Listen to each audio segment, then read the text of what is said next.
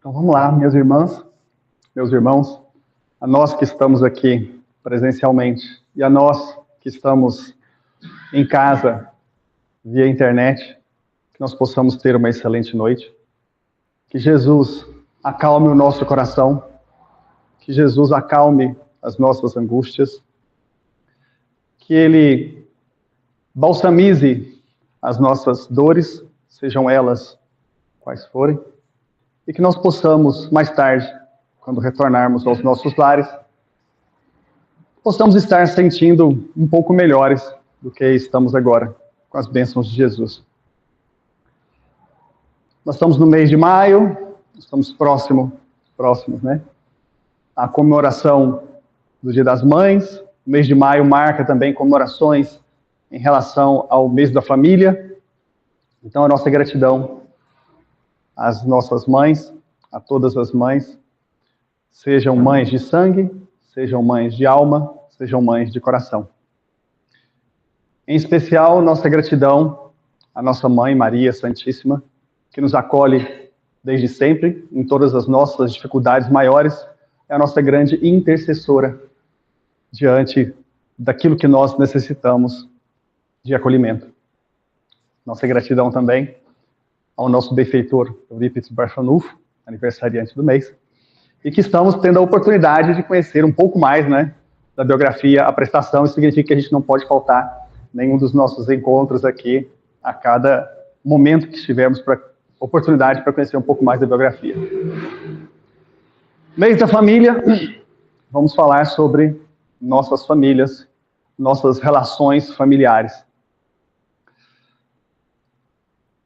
É bem possível que seja o conjunto de desafios maior que a gente tem na encarnação. É claro que existem desafios que são mais pontuais, mas, como espíritas somos, a gente já sabe que as nossas famílias não são formadas ao acaso, que as nossas famílias, elas passam por um planejamento encarnatório, conduzido por espíritos que nos querem muito bem, que nos amam muito mais do que o que a gente possa imaginar, do que o que a gente possa conceber.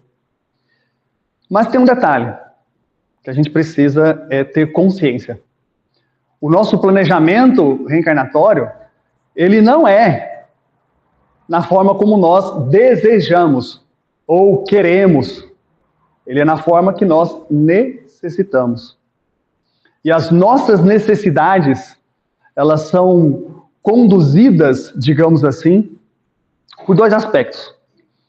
Um aspecto das nossas necessidades são as questões que nós precisamos reequilibrar ou consertar diante do que nós desequilibramos ou estragamos, digamos assim, em outras oportunidades com esse mesmo grupo familiar que nós nos encontramos. O grupo mais próximo dentro da nossa casa, o grupo mais amplo, os demais irmãos, os tios, avós, primos, e aqueles familiares de coração que também adentram os nossos lares. Então não é à toa que um dos aspectos é esse: consertar ou reequilibrar aquilo que porventura ficou estragado do nosso passado. Esse é um aspecto. Outro aspecto é a forma que o planejamento nosso ele é conduzido. Se por um lado ele é conduzido pelas nossas necessidades, por um outro lado, essa é a nossa parte, entrar com as necessidades. Existe uma outra parte, que é a parte do Pai maior. E essa parte é um amor que a gente não tem condição de conceber na nossa forma humana. Um amor que quem conhece esse amor é Jesus. Porque já chegou lá, já conhece o Pai. Ele já diz: eu e o Pai somos um só. A gente já sabe que Jesus representa Deus para nós. Os ensinamentos todos são provenientes de Deus. Então, se por um lado temos as necessidades, do outro lado temos um amor imenso que conduz e rege todas as nossas particularidades que a gente tem dentro da nossa casa. Então, o que eu estou dizendo é que todos os desafios que a gente tem dentro das nossas casas, por mais difícil que possam parecer, são regidos por amor. São regidos não por um cérebro frio e calculista como é o nosso humano, mas por um coração enorme, gigante, profundamente carregado de amor, de misericórdia e de todos os bons sentimentos que a gente possa nomear. É difícil para a gente imaginar e entender e aceitar esse amor, essa misericórdia quando a gente está passando por dificuldades no lar.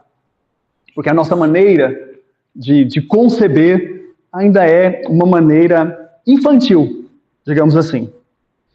Mas se a gente fizer uma analogia bem simplista, sem nenhum tipo de querermos nos colocar, obviamente, né, em comparação com o Pai Maior, quando nós estamos com os nossos educandos, os nossos filhos, os nossos sobrinhos, os nossos netos, a não ser que estejamos diante de algum problema mais grave, emocional, ou de algum problema de doença da nossa alma, a gente sempre vai tentar fazer o melhor para os nossos filhos, para os nossos sobrinhos, para os nossos netos, para os nossos educandos. Não importa o tipo de relação que a gente tenha. Então, se nós, que somos humanos, que somos falhos, que somos infantis na forma de crer e de levar a vida, procuramos fazer coisas boas aos nossos filhos. Lembra? Se um filho pede peixe, pede pão, a gente não dá pedra, a gente não dá coisas ruins, a gente dá coisas boas. Quem dirá o Pai, que nos ama como nosso Criador, como organizador maior do caminho que a gente tem que seguir, nos dando a oportunidade de trilhar esse caminho, que é pautado pelas nossas necessidades também, daí as dores que a gente sente. O que isso tem a ver com a parábola do bom samaritano? Talvez essa seja a pergunta que estejamos fazendo hoje. A parábola do bom samaritano, ela não é em si um fato, ela é uma história que Jesus contou. Mas é uma história que ensina a nós como conviver com os nossos familiares. E que nós muitas vezes chamamos, especialmente nos momentos de dor, de separação, a gente chama até de entes queridos, né? A gente vai falar assim, perda dos entes queridos. Ok. Mas será que o nosso sentimento, para o nosso sentimento, o nosso ente, é tão querido assim? Está, não é que ele está tão querido assim nesse momento?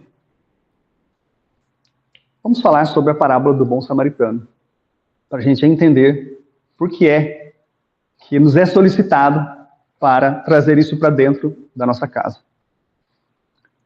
Vamos relembrar algumas coisas, vamos contextualizar algumas coisas. Eu vou fazer a leitura dessa historinha para a gente gente relembre e guarde alguns fatos dela. Isso aqui é uma edição do Novo Testamento. A parábola do bom samaritano, ela está no Evangelho de Lucas, está no capítulo 10, vai do versículo 25 ao 37. Então a gente vai ler e depois a gente vai comentar e começar a fazer algumas analogias para a gente aqui. Reunião, contexto. Reunião, Jesus com as pessoas, os líderes religiosos, e alguém, um líder religioso, um doutor da lei, um mestre da lei da época, levanta e pergunta para Jesus, e é interessante essa colocação que o apóstolo Lucas comenta aqui, que ele diz para testar Jesus. Ou seja, no fundo, ele queria ver o que Jesus tinha a ensinar em relação a isso mesmo. Vamos fazer um teste? Vamos ver como é que Jesus está querendo ensinar para a gente aqui? E ele diz então, eis que um certo mestre da lei levantou-se para testá-lo, dizendo, mestre, depois de fazer o que herdarei a vida eterna? Jesus então lhe disse, que está escrito na lei? Como lês? Em resposta, o doutor da lei respondeu, amarás o Senhor teu Deus de todo o teu coração, de toda a tua alma, com toda a tua força, com toda a tua mente, e o teu próximo como a ti mesmo. Jesus então lhe disse, respondeste de forma justa, faze isso e viverás. Ele, porém, querendo justificar-se, disse a Jesus, quem é o meu próximo? Prosseguido então, disse Jesus. Aí ele conta a historinha. Certo homem descia de Jerusalém a Jericó e caiu nas mãos de assaltantes, os quais, depois de havê-lo despojado e espancado, retiraram-se, deixando-o semi-morto. Por coincidência, certo sacerdote descia por aquele caminho e, ao vê-lo, passou pelo lado oposto. De forma semelhante, também o levita, que vinha por aquele lugar, ao vê-lo, passou pelo lado oposto. Certo samaritano, em viagem, veio até ele e compadeceu-se. E aproximando-se, atou os ferimentos dele, derramando óleo de oliva e vinho. Após colocá-lo sobre o seu próprio animal de carga, levou-o para uma hospedaria e cuidou dele. No dia seguinte, tirando 2 denários, deu ao hospedeiro e disse: cuida dele, e o que gastares a mais, quando eu retornar te pagarei. Jesus então pergunta: qual destes 3 te parece ter se tornado o próximo do que caiu nas mãos dos assaltantes? O doutor da lei respondeu: o que praticou a misericórdia com ele. Disse então Jesus: vai tu e faze do mesmo modo. Vamos voltar aqui no tempo e entender o contexto do que está acontecendo aqui. E por que Jesus conta essa história com esse grupo de pessoas. Se a gente voltar a alguns capítulos, aqui a gente está no capítulo 10 de Lucas. Aqui a gente já está em Jerusalém, Jesus está conversando com as pessoas. Jesus está aqui no início do que a gente chama de Semana Santa. Jesus chegou em Jerusalém, no início da Semana Santa, para a gente entender o que está acontecendo aqui. Então Jesus não faz uma viagem para Jerusalém. O que acontece nessa viagem? Jesus conversa com os apóstolos e diz: olha, estava chegando a época da Páscoa, Semana Santa. Jesus diz: olha, eu desejo comer essa Páscoa com vocês, quero passar essa Páscoa com vocês, ardentemente. Jesus sabia que eram os seus últimos momentos. Só que Jesus diz um detalhe para eles: porém, desejo passar pela Samaria. E aí começa o nosso problema. Por quê que isso aqui é um problema? Primeiro, o caminho para Samaria, isso a gente consegue pegar pelo Google hoje, se a gente quiser ver ali geograficamente. O caminho pela Samaria é um caminho ruim, é um caminho que não tem rio, é um caminho pedregoso, é um caminho difícil e passa por dentro do território da Samaria. A viagem normal que seria feita seria pela beira do Rio Jordão, onde o pessoal acampa, onde o pessoal come, onde o pessoal tem água, com muita facilidade. Isso do ponto de vista físico. Do ponto de vista emocional, vamos voltar 900 anos desse momento aqui. O povo de Israel tem um grande reino, é dividido pelo rei Salomão em 12 tribos. 2 montam o reino do sul e 10 montam o reino do norte. O reino do norte, capital Samaria. Reino do sul, capital Jerusalém. Não se entendem. São inimigos mortais. A gente está 900 anos antes de Jesus. Imagina quantas encarnações vão se passando. Na Samaria é construído um templo no Monte Gerizim, porque se dizia, o entendimento é que Deus deveria ser adorado no templo. Então, cria-se um templo na Samaria, no Monte Gerizim. Em Jerusalém, cria-se o famoso templo de Jerusalém, no Monte Sião. Então, o pessoal lá que faz as adorações. O samaritano não vai em Jerusalém, judeu de Jerusalém não passa pela Samaria. Então, é no mínimo estranho Jesus querer passar por ali. Vamos relembrar o que acontece. Jesus pede para 2 dos apóstolos, dentre eles João, ir à frente para arrumar hospedagem. Então, eles vão caminhando mais rápido para poder conseguir hospedagem, porque assim é uma viagem de alguns dias. Naturalmente, quando as pessoas reconhecem ele lá, ninguém dá hospedagem para eles, porque são judeus.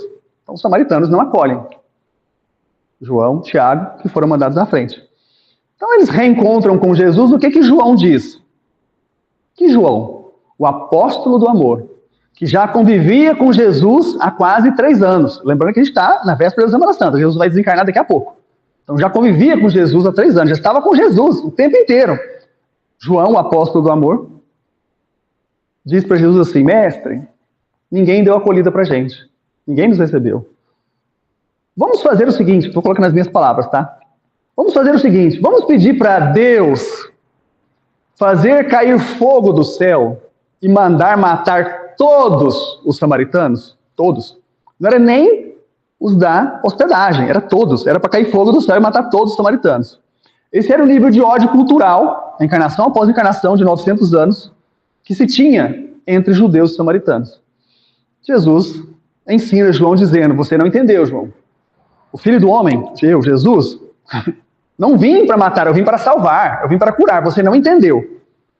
E segue adiante, a viagem acontece. Jesus na Samaria encontra com a mulher no poço uma mulher samaritana no poço de Jacó. Ensina que Deus deverá ser adorado em espírito, não será mais no monte, nem na Samaria, no Monte Gerizim, nem em Jerusalém, no Monte Sião, mas deverá ser no monte espiritual que a gente sobe. Então, Deus deverá ser adorado em espírito, não mais aqui ou ali, no local físico, mas cada pessoa irá adorar a Deus. Esse é o diálogo de Jesus com a samaritana nessa viagem. Chega em Jerusalém, reúne para conversar, o doutor da lei levanta, mestre, que devo fazer eu para herdar a vida eterna? Aí Jesus devolve para ele. O que está escrito na lei? O que é a lei? A lei é a Torá. A lei é o que a gente conhece hoje como o Antigo Testamento, os 5 livros primeiros do Antigo Testamento. Isso era a lei para eles. Ainda não existia o Novo Testamento, né? Então o que tinha era a lei, que era o Antigo Testamento para nós hoje. E o doutor da lei responde com perfeição. Diante de todos aqueles ensinamentos que tem lá, ele tira 2. Amarás a Deus de todo o teu coração, de todo o teu espírito, toda a vossa alma, com todas as tuas forças. Esse é um ensinamento que não foi Jesus quem trouxe, está no Antigo Testamento. Por isso que ele tira dali, ele vai na essência do Antigo Testamento, na essência da lei, na essência da Torá, e tira o mandamento do amar a Deus. Isso está no livro do Deuteronômio, capítulo 5, capítulo 6, versículo 5. E ele complementa, e amar o próximo como a ti mesmo. Livro do Levítico, Antigo Testamento, capítulo 19, versículo 8. Então, o que Jesus diz? Quando Jesus pergunta para ele, o que está escrito na lei? Como é que você lê? Jesus está querendo saber o seguinte, olha, de tudo que está escrito ali, o que você tira dali de importante, de tudo que tem na lei? Ele vai no ponto exato, perfeito. E Jesus não repreende, Jesus fala, é isso aí. Agora, isso é o entendimento, isso é o conhecimento, isso é o intelecto. Ok, já entendi que você conhece. É o que Jesus diz para ele, faze isso e viverás. Aí a gente está num dilema. Porque uma coisa é a gente ler os ensinamentos de Jesus, uma coisa é a gente ler e intelectualizar o livro dos Espíritos, uma coisa é a gente ler e intelectualizar o Evangelho, uma coisa é a gente ler e intelectualizar a Bíblia, uma coisa é a gente ler e intelectualizar qualquer ensinamento de qualquer credo religioso da nossa humanidade. Outra coisa é a gente sentir e fazer. E aí Jesus, então, seguindo nesse diálogo, quando Jesus diz, faze isso que viverás. Aí o doutor da lei pede uma listinha para Jesus, né? Jesus, quem é meu próximo? Essa é a pergunta que ele faz. E por que ele faz essa pergunta? A gente já falou até agora da Samaria. Então é óbvio que de cara, samaritano não é próximo dos judeus. Ele queria uma listinha. Mas por que ele queria uma listinha? Lembra que fala aqui, né? Querendo se justificar, ou seja, querendo estar ok perante a lei, perante toda a população que estava ali, ele queria uma listinha. O que é o conjunto de listinha que o povo judeu, àquela época, entendia como sendo o seu próximo, ou seja, quem eles deviam devoção, amar, conviver, etc. Primeiro, familiares diretos, né? Pais e filhos, familiares diretos. Segundo, o restante do grupo familiar. Terceiro, os da sua raça. E quarto, e mais importante, porque engloba todos esses aqui atrás, desde que seguissem a religião judaica. Porque se meu pai ou minha mãe, a gente pode ver isso em vários livros, por exemplo, Paulo e Estevão, por exemplo, Atos dos Apóstolos, que conta a história do Saulo que vira Paulo. A gente vai ver que ele tem problemas familiares, quando ele deixa de seguir ao judaísmo e passa a seguir o cristianismo nascente com Jesus. Ele não é aceito mais pelos seus familiares, e por aí fora vai. Então, para que a gente entenda, todo esse conjuntinho de listinha de próximos que o doutor Dalí queria, era desde que seguissem os ensinamentos do judaísmo da época. Se assim não seguissem a Torá, seguissem a lei de Moisés, se assim não fosse, não era próximo coisa nenhuma. Então, diante disso, Jesus não começa a dizer, porque se Jesus diz, olha, o samaritano, o gentio, o sírio, não importa de onde, o grego, se Jesus diz algo assim, ele vai dizer, não, estou tranquilo, está na lei, que esses não são meu próximo, porque isso está na lei. A lei intelectualizada, não sentida. Jesus não diz isso, Jesus conta uma história. E ao contar a história, ele usa como protagonista o samaritano. Qualquer samaritano. Só que ele não está comentando ali a respeito da questão racial, da questão geográfica, da questão de onde nasceu o samaritano. Por coincidência, ele nasceu na Samaria. Ok, é uma pessoa que está ali de passagem. Mas como é que é a história? O que está acontecendo nessa história? Uma pessoa, um homem, né, descia de Jerusalém para Jericó. Se ele descia de Jerusalém, ele estava no templo, ele estava no morro, ele estava em Jerusalém, então ele era judeu. Então, poderia-se dizer assim, um judeu descia de Jerusalém para Jericó. Senão ele não estava em Jerusalém. Porque a gente já sabe que só ia em Jerusalém na época da Páscoa, na época da festa, as pessoas dali. Então alguém descia, alguém era dali. E foi pego por assaltantes, que deixaram ele semi-morto, que deixaram nu, espancado. Como é que a gente reconhece alguém? Pela vestimenta? Pela aparência física? Pela fala? Minha família, metade dela é nordestina. A outra metade, que está aqui representada pela minha mãe, é daqui de Goiás, de Morrinhos, radicados em Trindade, etc. Mas metade é do Nordeste. Eu garanto que se a família do Nordeste entrar aqui, todo mundo já sabe, ó, esse é do Nordeste, olha lá, ó. Atacado, cabeça chata, nariz grande, sotaque arretado. Mas assim também é no Sul. A gente reconhece facilmente. Só que a pessoa que está caída está sem roupa, a pessoa que está caída está deformada, porque foi espancada, e está semi-morto. Então ele não fala, ele não tem vestimenta. E como é que reconhece? Não reconhece, né?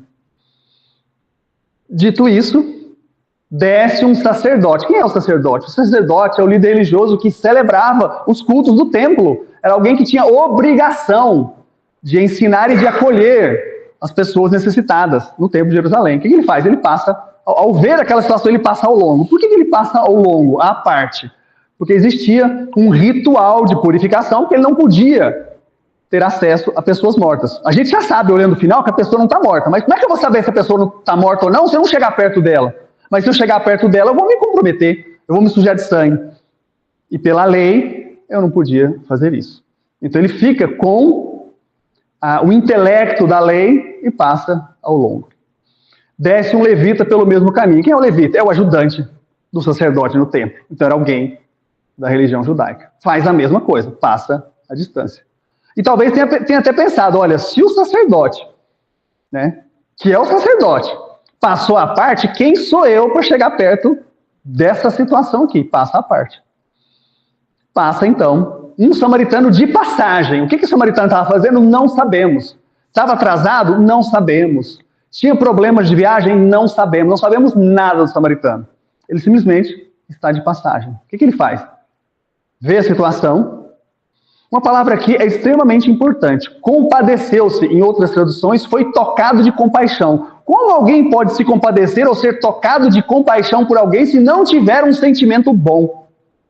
É impossível se compadecer de alguém, ou ser tocado de compaixão, ou ser usado pela espiritualidade superior, mentor espiritual, santo protetor, anjo da guarda, o nome que a gente quiser dar, se não tiver um bom coração. Então ele se compadece. Ele chega perto, ele trata das feridas usando o mesmo... Jesus não está contando essa história por acaso. O mecanismo do azeite e do vinho é o mesmo mecanismo dos rituais de purificação do templo, que só podem ser usados pelo sacerdote. Então Jesus está dizendo, abrindo mão de todo o escrito, todo o intelectual, está dizendo, olha, ele está usando os mecanismos que se tem para curar as feridas, para desinfectar as feridas, para acalmar as dores daquelas feridas. Pega ele, coloca no lombo da montaria, certamente vai puxando a montaria, ou seja, ele inverte a situação. Quem anda a cavalo de montaria na época é o líder. Quem anda puxando a montaria, só olhar em qualquer livro, Paulo Estevão tem muito isso também. Saulo, né, está a cavalo e os escravos e servos estão andando a pé, a caminho de Damasco. Não vou contar mais spoiler do livro não, tá? Mas leiam o livro Paulo Estevão, vale a pena. Então ele se coloca numa posição de escravo, uma posição humilde, e leva aquela pessoa para a hospedaria. Comenta e conversa com o dono da estalagem lá. Significa que ele teve contato.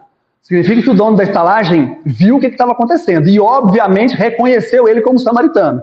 De novo, pelo sotaque, pela roupa, pela aparência, certamente reconheceu. E o que ele faz? Deixa lá, fala, cuida dele, deixa o dinheiro e fala, eu vou voltar. Quando eu voltar, se você tiver a mais, eu pago mais ainda. Que ensinamentos são esses? Amar a Deus de todo o teu coração, de toda a tua alma, com todo o teu espírito, com todas as tuas forças, foi o que ele fez. De todo o sentimento, ele exercitou o amor a Deus, de todo o sentimento, de toda a alma, sentimento, se compadeceu.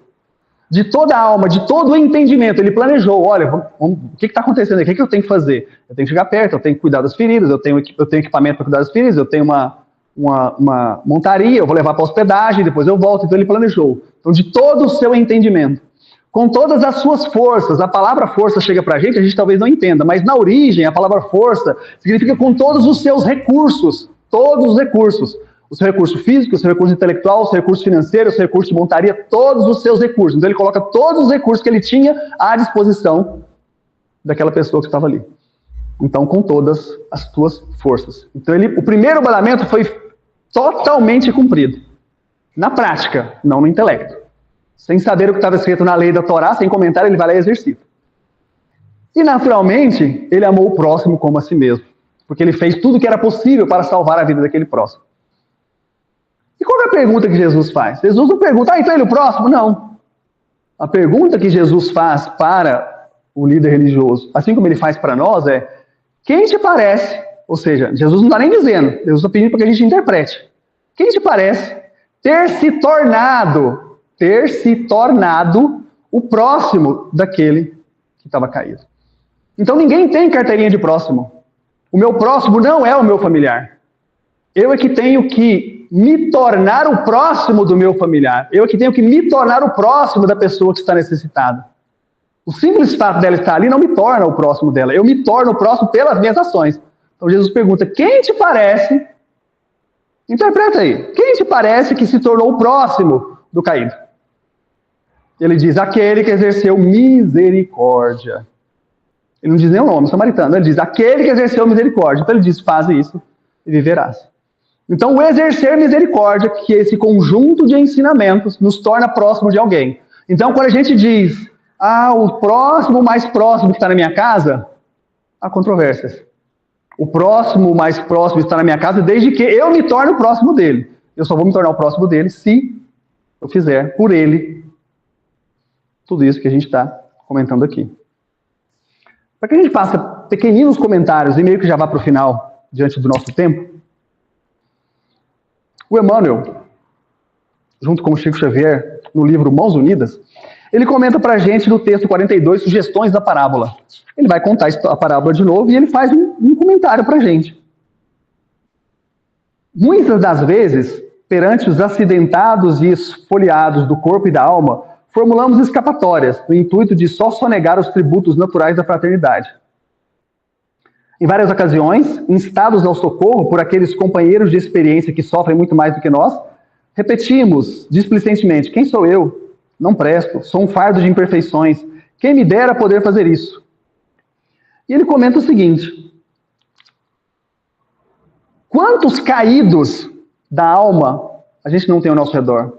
Quantos caídos na obsessão, quantos caídos do vício, quantos caídos na dor a gente tem ao nosso lado e que a gente não age como bom samaritano? E ele continua, nos fazendo um convite para que a gente entenda aquilo que é necessário fazer, porque é muito fácil a gente se colocar na posição do bom samaritano, ou às vezes se reconhecer na posição dificultosa do sacerdote ou do levita. Mas o convite que o Emmanuel nos faz é o seguinte: situemos-nos, porém, no lugar e na angustiosa expectativa do irmão caído na estrada. Opa, aí muda de figura. Se eu sou o caído,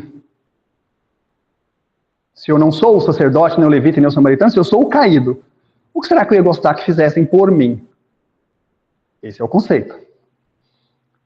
Na angustiosa expectativa do irmão caído na estrada, e reconheceremos que Jesus nos espera como somos e como estamos, para servir, porquanto, servindo, acabaremos aprendendo que somos todos filhos de Deus, e que se hoje desfrutamos do privilégio de dar, amanhã, talvez estejamos com a necessidade de receber. Então essa é a primeira reflexão que o Emmanuel nos convida em relação à parábola do bom samaritano e à nossa família. Pode ser que dentro da nossa casa nós estejamos na posição do samaritano nesse momento. Mas será que ontem ou amanhã eu não vou estar na posição do caído? Será que em algum momento eu não estou na posição do sacerdote ou do levita em relação às dores da minha casa? No livro Coragem, do Emmanuel, com o Chico Xavier, no capítulo 18, intitulado Misericórdia Sempre, lembra? Quem te parece que se tornou o próximo do caído? Resposta do doutor da lei: aquele que exerceu misericórdia. E o Emmanuel vai comentar aqui no texto Misericórdia Sempre, em cima da parábola do bom samaritano. E aí ele tem uma mensagem interessante sobre a maneira como a gente julga as questões que estão dentro do nosso lar e à nossa volta. Ele fala assim: além do homem ferido e arrojado ao pó, claramente necessitado de socorro e misericórdia, o que o samaritano, numa análise mais profunda, poderia ter feito também? Qual seria o sentimento do samaritano? Se em vez de ajudar o caído, ele fosse ajudar os outros. Quem são os outros? Aí o Emmanuel vai comentar assim: ele também teria cuidado de se apiedar com misericórdia do sacerdote e do levita, mergulhados na obsessão do egoísmo e carecentes de compaixão. Ele, com misericórdia, iria se simpatizar com o hoteleiro, endereçando-lhe pensamentos de bondade que o sustentassem no exercício da profissão. Ele também, com misericórdia, iria se compadecer dos malfeitores, orando por eles, a fim de que se refizessem perante as leis da vida. E, tanto quanto possível, ampararia a vítima dos ladrões, que foi o que ele fez, estendendo igualmente mãos operosas e amigas a todos que estavam ali envolvidos no processo.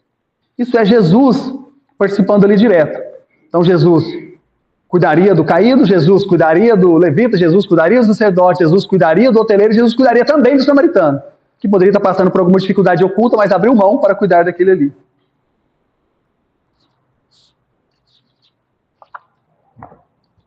Livro Encontro Marcado.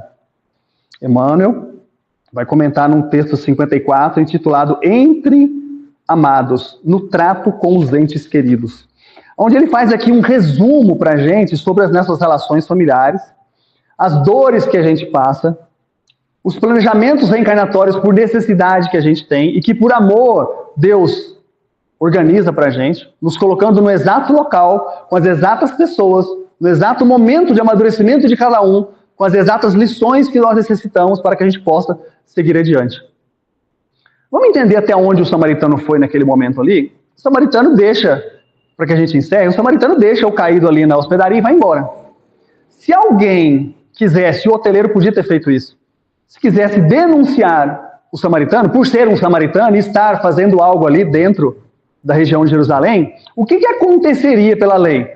Ok, eles iam estabelecer um julgamento sumário e já iam condenar diretamente o samaritano, porque era assim que funcionava na lei daquela época.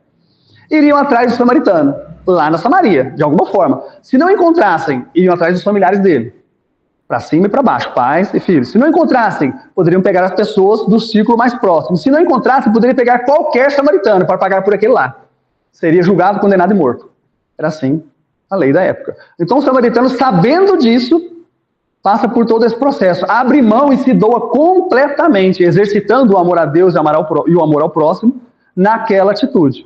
Então não é à toa que Jesus está perguntando quem se tornou o próximo do caído. Não é quem tem carteirinha de próximo, é quem se tornou o próximo, aquele que exerceu misericórdia. Então o ato de exercer misericórdia nos torna próximos de alguém.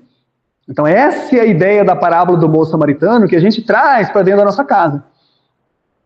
Procurando nos enxergar em determinados momentos, muitas vezes equivocados, boa parte das vezes, é bem possível, como na posição do sacerdote ou na posição do levita. Em alguns momentos ajudando como o hoteleiro, mas em algum momento a gente pode estar na posição do caído. É uma reflexão que a espiritualidade nos convida, uma reflexão que o Evangelho de Jesus, à luz da doutrina espírita, nos convida para que reflitamos a respeito de uma história que Jesus contou 2000 anos atrás e que tem tudo a ver com a maneira com a qual nós convivemos, a maneira com a qual nós transformamos um ciclo de encarnações viciosas que nós temos vivido ao longo dos tempos, todos nós, humanidade inteira, em um ciclo de encarnações virtuosas, para que nós possamos exercitar em nós esse amor que a gente tem aprendido intelectualmente na leitura dos livros, na leitura dos textos ao longo da história, mas agora de forma vivida. Para que a gente finalize, no livro Renúncia, é um livro que faz parte daquela coleçãozinha, romances históricos de Emmanuel, no qual Paulo Estevão também faz parte. O Espírito Alcione comenta para a gente sobre o Evangelho, sobre etapas do Evangelho de Jesus na nossa vida. O Evangelho precisa ser conhecido, ou seja, a gente vai ler, conhecer o Evangelho. Depois ele precisa ser meditado, ou seja, fazer uma reflexão a respeito daquilo que eu li com o meu intelecto. Depois ele precisa ser sentido, então tem que descer do cérebro para o coração, para que depois ele seja vivido. E o Evangelho é esse vasto, nas palavras da Alcione, o Evangelho é esse vasto caminho ascensional, cujo fim a gente não vai atingir se a gente não conhecer e exercitar, praticar, viver todos os ensinamentos dos mínimos detalhes. A oportunidade que a gente tem é dentro da nossa casa, num primeiro momento, onde estão colocadas as pessoas que são candidatas a serem o meu próximo, assim como eu sou candidato a ser próximo de alguém, desde que alguém faça por mim aquilo que eu necessito, desde que alguém se torne próximo de mim, desde que eu me torne próximo de alguém. Então essa é a reflexão que a gente gostaria de trazer nesse mês da família, nesse momento familiar do mês de maio, lembrando que falhas que nós já cometemos, que a gente não sobrecarregue o nosso sentimento de culpa. mas que a gente pense em responsabilidades, que a gente lembre que o passado não volta, mas hoje, no presente, a gente está construindo um novo futuro, e que Jesus nos abençoa o tempo inteiro. Nos momentos de dificuldade, nos momentos de alegria, Ele está sempre conosco. Alegria, 2 pares de pegadas na areia. Jesus do lado nos ajuda a ter equilíbrio. Momentos de dificuldade, 1 par de pegadas na areia. A gente se revolta e diz, me abandonou. Jesus diz, não abandonei, essas pegadas são minhas. Eu estou carregando para que você consiga passar por isso, e eu vou passar com você. Lembra do compromisso de Jesus? Jesus tem 2 compromissos, um com Deus e um com a gente. Com Deus, das ovelhas que meu Pai me deu, as ovelhas somos nós, a humanidade. Ele é o pastor. Nenhuma se perderá, inclusive aquelas que a gente acha que não merecem. Nenhuma vai se perder. E o compromisso conosco, eis que estou convosco até o final dos tempos. Jesus não abandona. Muita paz a todos. Muita gratidão a Jesus, às nossas mães, a Mãe Maria Santíssima, que nós possamos voltar aos nossos lares um pouco melhores do que estamos aqui agora. Muita paz a todos nós.